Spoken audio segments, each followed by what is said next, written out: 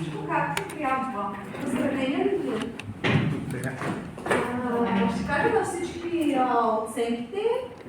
Има само една двойка, тройка няма. Айде, ще започнем с оценките и после това, като съм подготвила за часа.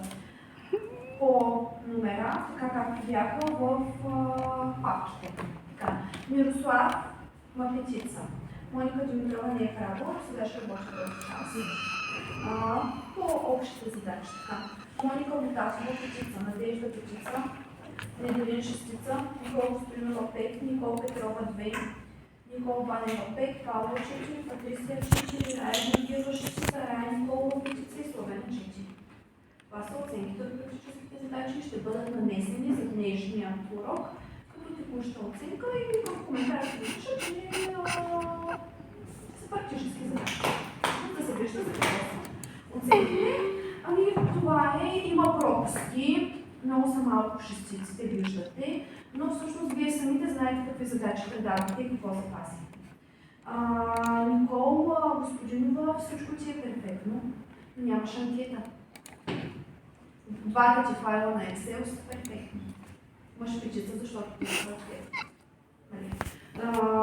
И на Неделина абсолютно всичко вървя. Радихме и ще бъде подготовка за откритият урок, който трябва да проведем в четвъртък. Сега, госпожата по математика ви е казала за този урок, нали? Предполагам, че така подробно ви е запознала с него. Не знам, ще кажеш, Наталия. Знаете ли подробности? Знаете ли каква е темата на урока? Там ще направим с лекция, но успя да заежда цели. Който ще проведем съвместно с вас в четвъртък е урок. Казвам директно презентацията за урока, за да бъдете подготвени и да нямаме състоянството. Темата е математическо моделиране на градската среда. Това е бинарен урок по математика и информационни технологии. Ще си позволя няколко думички, тъй като аз измислих задачите по математика, както и задачите по информационни технологии. Задачите, вие вече сте решавали подобни такива, са задачи, при които трябва да покажем реалното приложение на учебния материал по математика.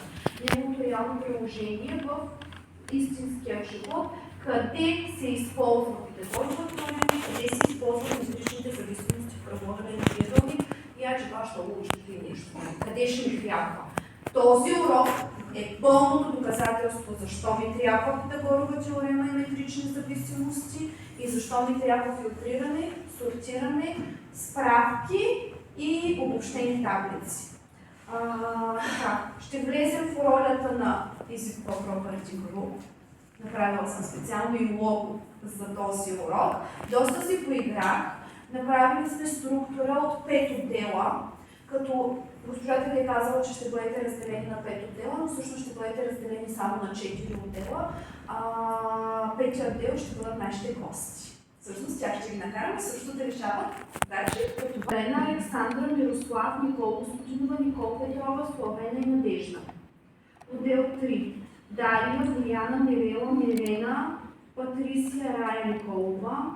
Отдел 4. Моника Мутафова, Василена, Виктория, Иванина, Неделина, Никола Банева и Велизара. И всъщност това сме класа. Сега, във всеки един отдел има 6 или 7 човека, което означава, че 3 души работят върху математическата задача и 3 души работят върху задачата на Excel. В първият екип ще бъдат около нея. Павло. Това, което е запомнила, ще помага, надявам се, при онлайн и волейболната група, също е добре по информационни технологии. От втората група на задачата по информационни технологии основно ще работи Никола Господинова и останалите Мирослав и Словения Надежда от нашата група ще ви помагат, тъй като сега ще направим задачите на Excel. В третата група